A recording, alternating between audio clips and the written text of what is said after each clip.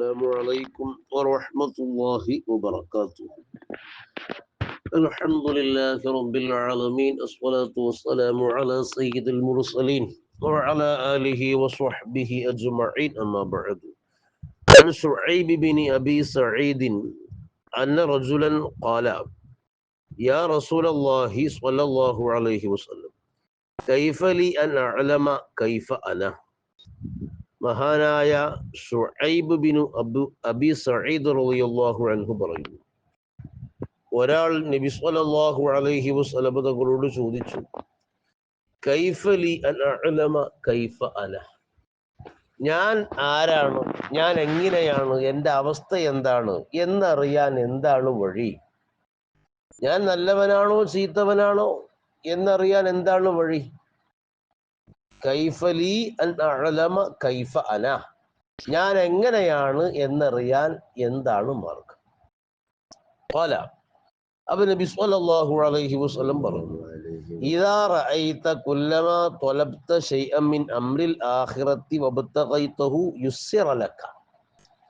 അത് മനസ്സിലാക്കാനുള്ള വഴി, നീ ആഖിറവുമായി ബന്ധപ്പെട്ട കാര്യങ്ങളിൽ നിന്ന് എന്തെങ്കിലും ഒരു കാര്യം തേടിയാൽ അത് നിനക്ക് എളുപ്പമാക്കപ്പെടുന്നുണ്ടോ എന്ന് നോക്കണം. അതായത് ആഖിറവുമായി ബന്ധപ്പെട്ട എന്തെങ്കിലും ഒരു കാര്യം നീ തേടുകയും അത് നിനക്ക് എളുപ്പം നൽകപ്പെടുകയും ചെയ്തു. ഇപ്പോൾ ഒരു ദുഹ, 2 റക്അത്ത് ദുഹ നിസ്കരിക്കണം, ഫിത്ർ നിസ്കരിക്കണം, ദിവസം അല്പം ഖുർആൻ ഓതണം, കുറച്ച് അധികം ഓതണം, തിരക്കുകൾക്കിടയിൽ എല്ലാം എത്തിപ്പെടാത്തത് കൊണ്ട് അല്പമെങ്കിലും ഖുർആൻ പതിവായി ദിവസം ഓതണം, കുറച്ച് സ്വലാത്തും മറ്റു ദിക്റുകളൊക്കെ ചൊല്ലണം. ഇങ്ങനെ ആഖിറവുമായി ബന്ധപ്പെട്ട ഒരു കാര്യം നീ തീരുമാനിച്ചു, അത് നിനക്ക് എളുപ്പമാക്കപ്പെട്ടു, അനായാസം ചെയ്യാൻ കഴിയുന്നുണ്ട്. അതുപോലെ തന്നെ വൈദ അറത്ത ശൈഅൻ മിൻ അംരി ദുന്യ, എന്നാൽ ദുന്യവിയായ വല്ല കാര്യവും നീ തേടി, ഉബ്തഗൈതഹു, ആ വഴി നീ തേടി, പക്ഷെ അത് ഉസ്സിറ അലൈക, നിന്റെ മേൽ ഞെരുക്കമാക്കപ്പെട്ടു, അത് കുറച്ച് പ്രയാസായി, ആ ദുന്യവിയായ കാര്യം സാധിച്ചു കിട്ടാൻ.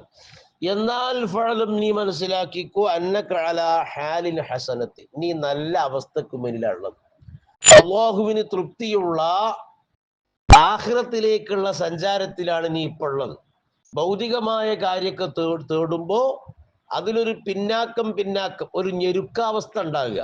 എന്നാലോ ആഖിറവുമായി ബന്ധപ്പെട്ട കാര്യങ്ങൾ അത് തേടുമ്പോൾ അതിലേക്ക് മനസ്സ് വല്ലാതെ താല്പര്യപ്പെടുകയും അതൊരു ഭാരല്ലാതെ അനുഭവപ്പെടും. അതല്ലേ ഇപ്പൊ എല്ലാവർക്കും പ്രശ്നം. ആകെ 5 നേരത്തെ നിസ്കാരമേ ഉള്ളൂ, പക്ഷെ അതന്നെ നിസ്കരിക്കാതെ എത്ര ആൾക്കാരുണ്ട്. അവർക്കതൊരു ഭാരമാണ്. ഒരു ദുഹർ, അസ്ർ, ഇശാ, ഇതൊക്കെയാണ് ഇപ്പൊ 4 റക്അത്തുള്ള നിസ്കാരം. ഇത് നിസ്കരിക്കാൻ ഇപ്പൊ ആകെ എത്ര സമയമാണ് വേണ്ടത്? പക്ഷെ അതൊരു ചില ആളുകൾക്ക് ഭയങ്കര ഭാരം.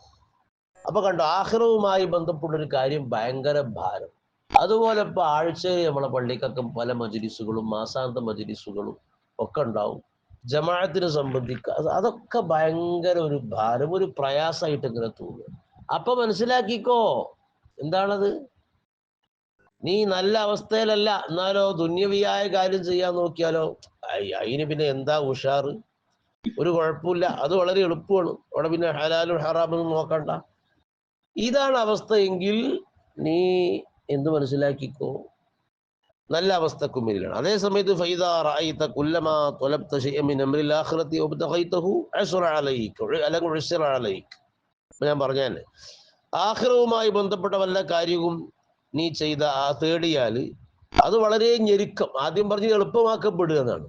അങ്ങനെ എളുപ്പമാക്കപ്പെട്ടാൽ അവൻ നല്ല അവസ്ഥക്ക് വരില്ല എന്നാ പറഞ്ഞത്. ഇത് ആഖിറവുമായി ബന്ധപ്പെട്ട കാര്യം വല്ലതും തേടിയാൽ അതവർക്ക് നേരത്തെ പറഞ്ഞ പോലെ വലിയ ഭാരം, പ്രയാസം. സുബഹിക്ക് എഴുന്നേൽക്കണം, നിസ്കരിക്കണം, പള്ളിയിലേക്ക് വരണം, ഖുർആൻ ഇങ്ങനെ തുറന്ന് ഓതണം.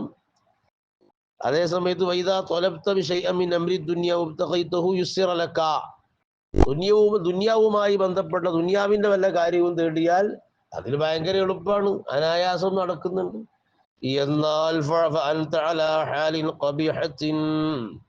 നീ വളരെ മോശം അവസ്ഥക്ക് വരില്ല, എൻ്റെ കാര്യം അപകടം തന്നെ, എൻ്റെ കാര്യം പ്രശ്നമാണ്. അപ്പൊ ഇതാണ് നമ്മുടെ അവസ്ഥയെങ്കിലും ചിന്തിക്കണം. നമ്മളൊക്കെ അവസ്ഥ അല്ലല്ലേ. ഏതാണ്ട് ആളുകളെ അവസ്ഥ എന്താ? നല്ല കാര്യങ്ങൾ ചെയ്യാൻ വളരെ പ്രയാസമായിട്ട് തോന്നും. കാരണം മൊബൈലുമേ തോണ്ടാനും വേണ്ടാത്ത വർത്തമാനങ്ങൾ പറയാനും എന്തെങ്കിലുമൊക്കെ ചെയ്യാനും ഇതിനൊന്നും യാതൊരു പ്രശ്നവുമില്ല. നേരത്തിന് പള്ളിയിൽ വരിക, ഖുർആൻ ഓതുക, ദിക്ർ ചെല്ലുക, സ്വലാത്തിന്റെ മജ്ലിസിൽ വരിക, ഒരു പണിയില്ലെങ്കിലും ഓനെ പള്ളിക്കൊക്കെ കാണൂല.